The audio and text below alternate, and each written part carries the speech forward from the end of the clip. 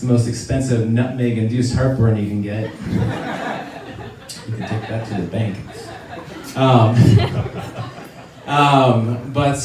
Anyway, you get the holidays though. Those are good, right? Everybody a fan of holidays? A lot of energy.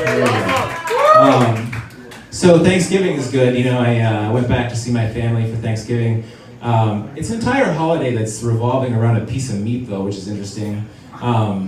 My family birthed the turkey this year, actually. I have a younger brother who insists on playing Cards Against Humanity with my aging parents. And so they forgot to take it out. We were playing the game, and my brother and I got in an argument over which one of us was going to explain to Mom what a pixelated bukkake is. You know, my dad is a Baptist minister, but I think he knows. He knows. He knows. But anyway, that's good. And then there's Christmas. You know, I was thinking about, I like Christmas as much as the next guy, but Christmas is kind of a weird holiday if you really think about it. Like Santa. One of the first things that we teach our youngest children is that there's a fat old man in a lobster red tracksuit named Claus, and if you're good, he executes an overnight aerial home invasion to bring you a Nintendo Switch. Think about it. What? And then there's the mall Santa, right? So you got the mall Santa. My friends recently took their 2-year-old son to the mall to meet Santa for the first time. This kid took one look at old Father Christmas and was like, no, and beelined it for the door. Of course they dragged him back and he bawled his eyes out. Isn't he right to be afraid though? Like, do parents not think about the fact that this man is, he's a 60-year-old stranger who's literally paid minimum wage to wear a disguise that conceals his entire face? And they're like, no, Samuel, go up there and, sit in his lap and tell him your deepest desires. It's a little messed up, I think. And then there's the Christmas tree. Like, why are we still doing this, you know? What's the deal with this tree? We're worried about deforestation, and we're foresting our living rooms for 2 weeks once a year, wrapping a bunch of tinsel and shit around this thing, glass balls. Yeah, I was wondering, what is the history of the Christmas ornament? And I went on Wikipedia, and this is the first sentence of the Wikipedia entry. I just love this for a Christmas ornament. A Christmas ornament, or Christmas bulb, is a decoration made of steel, glass, wood, or ceramic that is used to festoon a Christmas tree. Festoon. F-E-S-T-O-O-N. So make sure everybody get it written down. It's a new vocabulary word for you. This is why I love Wikipedia, you know? I feel like festoon, like Britannica just wouldn't have the balls, you know? Like somewhere along the way there'd be some guy whose first name is Thompson. He'd be like, well, that term seems unnecessarily arcane. Anyway, there's a new word for you. Merry fucking Christmas. That's the name of the show. So anyway, another interesting fact about, and I promise my whole set is not Christmas facts, but another fun fact about Christmas ornaments is they were actually not used. The very first Christmas trees were in the 1600s, and instead they decorated the tree entirely with food. So they covered it with, or they hung from the tree pastries, they hung apples, and something called sweetmeats. So I was thinking about getting a tree this year, doing it up old style, and let's go to Subway, get an Italian footlong, festoon the fuck out of that thing. Who's coming over for Christmas?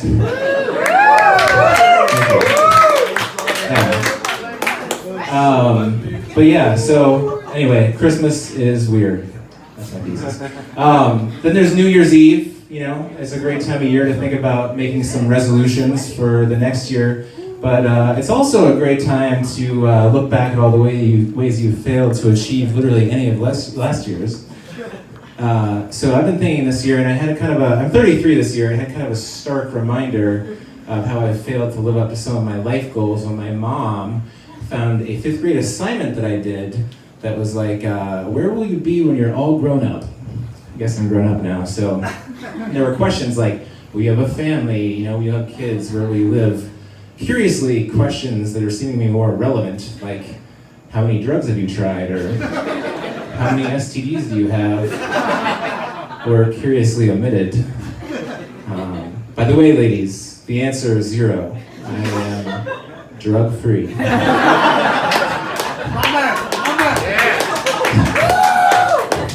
Anyway, so, I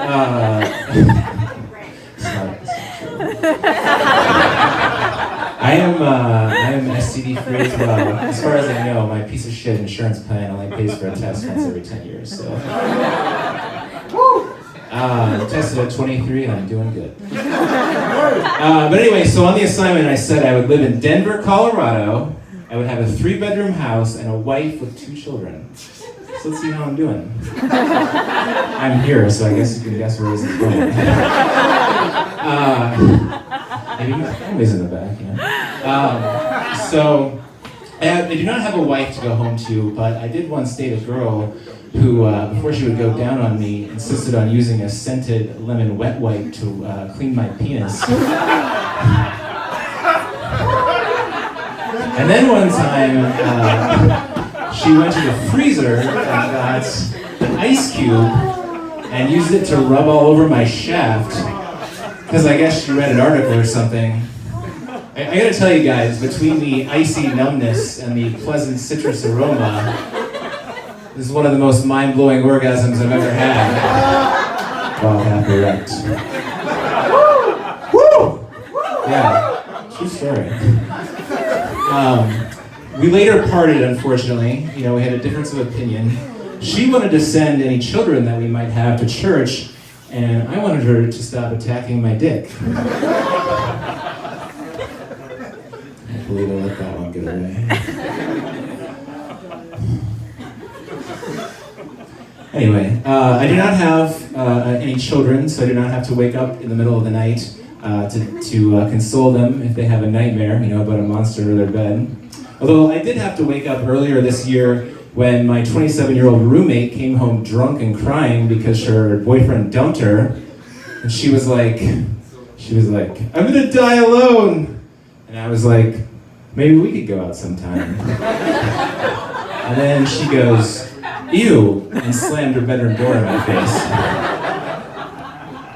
Apparently not the appropriate thing to do. Maybe I shouldn't have children.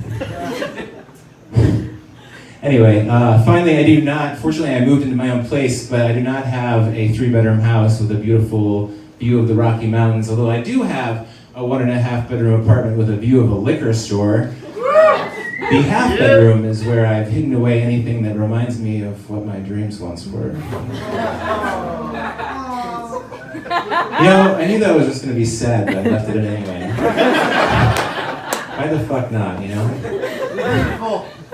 So I think my parents are actually kind of disappointed that I do not have a family. I think that, so I was just home for Thanksgiving, and my mom, so I have some cousins that are also my age, and I was like, hey, what are Andrew and Alex up to? And she looks at me, she goes, oh, you know, just having significant relationships with women.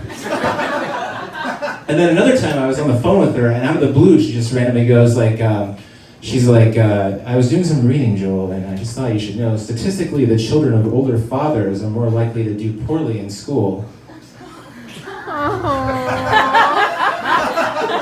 And I was like, oh yeah, Mom? Well, guess what? I was doing some reading as well. And the children of overbearing, passive-aggressive mothers are more likely to kill themselves, statistically speaking. Shut her up. Anyway, so my New Year's resolution for this year, I guess, I think my resolution is just to meet a girl and have a kid, preferably one that I have no involvement with. Just that maybe the girl and my mother can get some sort of shared custody agreement going. Anyway, that is my set. I knew it was going to end not with a bang.